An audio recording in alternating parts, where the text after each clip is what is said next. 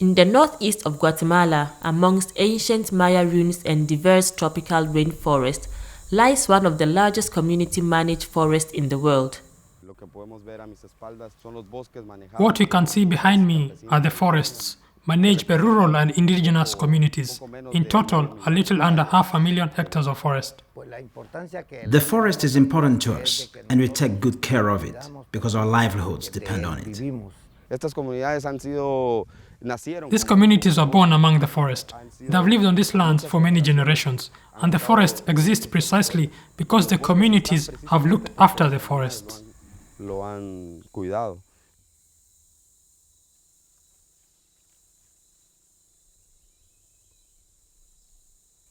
The northeast of Guatemala, known as the Peten, had seen decades of forest destruction as the agricultural frontier expanded without check. In an attempt to deal with this rapid deforestation, the Maya Biosphere Reserve was set up in 1990 by the Guatemalan government.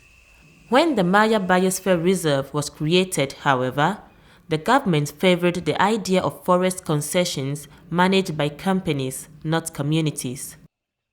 We were scared they would evict us from these lands. We always believed this was our area.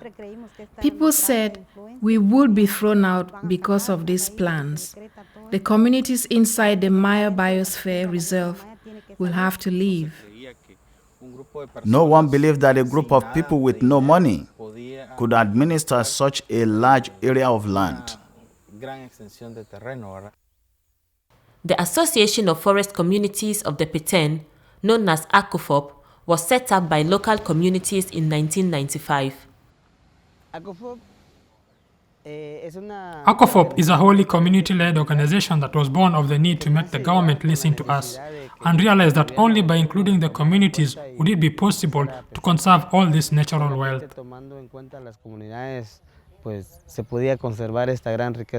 ACOFOP's initial purpose was to represent the interests of the communities to ensure the Guatemalan government agreed to greater community participation in the Maya Biosphere Reserve. We are not 5 or 10 people. We are thousands of people who are under the umbrella of ACOFOP. And our strategy is the unity that we have achieved. ACOFOP organized protests, lobbied governments and linked up with NGOs to show the viability of the community management model. This pressure led the government to grant 12 forest concessions leased for a period of 25 years. A concession is an area of land that the state lends us, for which we have to pay a certain amount of money every year. We originally were given a contract to manage this land for 25 years. We know that this is state land and we can't have a title for this land. We cannot sell or rent the land because it is state land. We have been given the right to the resources in the land that the state has concessioned us. Not having a land title gives us little security, as the state could at any time decide not to renew the concession contracts. These community-managed concessions are now mostly between 10 to 15 years old. Though some concessions have had problems, the majority have been a success, showing that when communities are given control over their lands, the benefits are felt far and wide. When you talk about economic sustainability, we mean the income that the communities receive from managing the forests, such as the generation of jobs and the selling of services, from tourism as well as the products that come from the forests. This is the Community Forest Concession of Yalo. The workers are part of an association that are allowed to sustainably log timber from their concession. The association owns the machinery it uses in its operations and provides regular work and income to its members.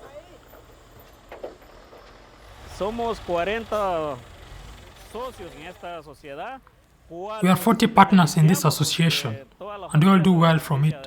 It benefits our families. The forest for me means life. It means life.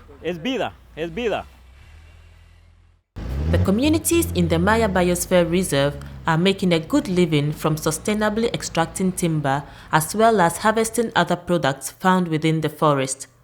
Certified timber exports from the community concessions bring in, on average, $13 million per year. The sale of palm leaf, popular with the floral industry, makes on average $5.7 million per year. Harvesting both timber and non-timber products creates over 3,000 jobs annually, with these workers making on average $1,140 for 39 days of labor. The first benefit of the community concessions is that we have an area, we take care of it, we live from it, and from all the resources on it. We cover our costs, make a small profit, and we manage the resources well.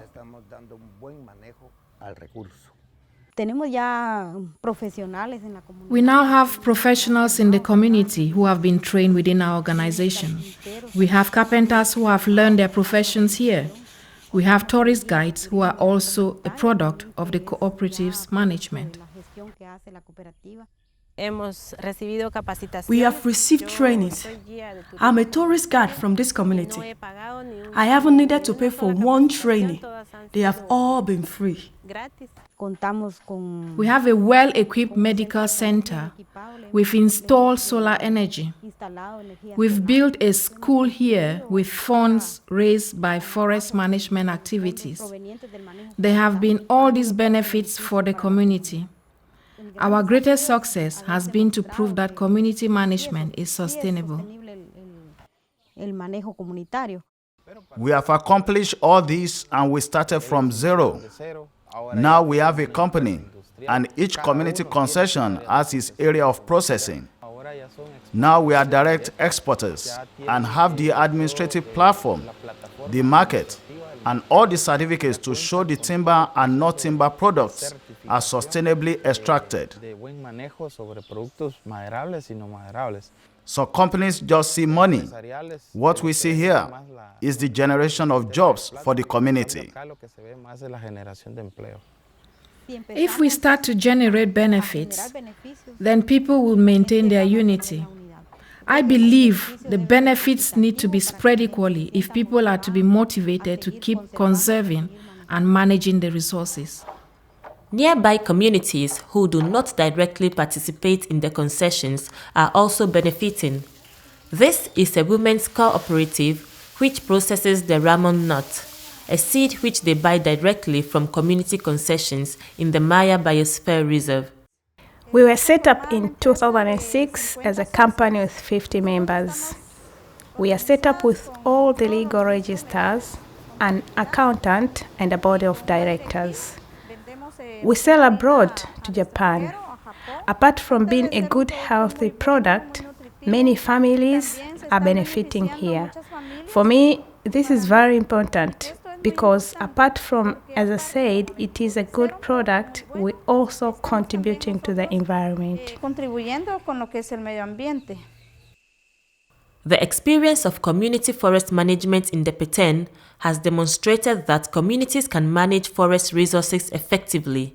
An added benefit is for the environment. Here we are no longer in the Maya Biosphere Reserve, and you can see the huge difference. Here, this is an area for cattle farming where there is no more forest. We can compare this to our area where we still conserve the forest and the resources. Deforestation has fallen by 36% in community-managed areas in the Maya Biosphere Reserve, mainly because communities are careful not to overexploit the lands they depend on. In other places, the government hasn't had the capacity to protect the forest, whereas here, responsibility has been given to the communities and they are well protected.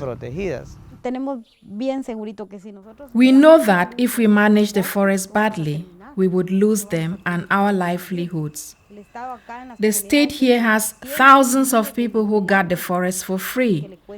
If the state keeps supporting the community concessions, the Maya Biosphere Reserve will always be green.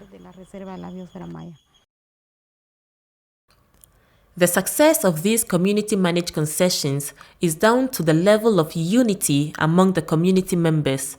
Key to this unity was the creation of ACOFOP, which gave these forest communities an organization that has represented their interests, worked to improve the lives of its members, and defended the communities from threats. When we are faced with a threat, we go to the professionals who work in defense of the concessions. In our main office, we have well-prepared people who defend our rights.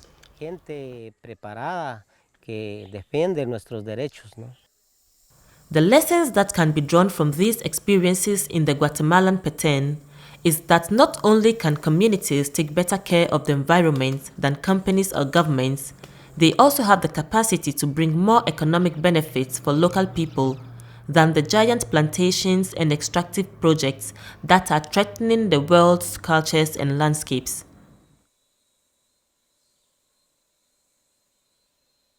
I can't imagine a multinational company coming here and bringing the same social, economic, and environmental development for the benefit of the people. It has to be the communities who live in these areas who protect the natural resources.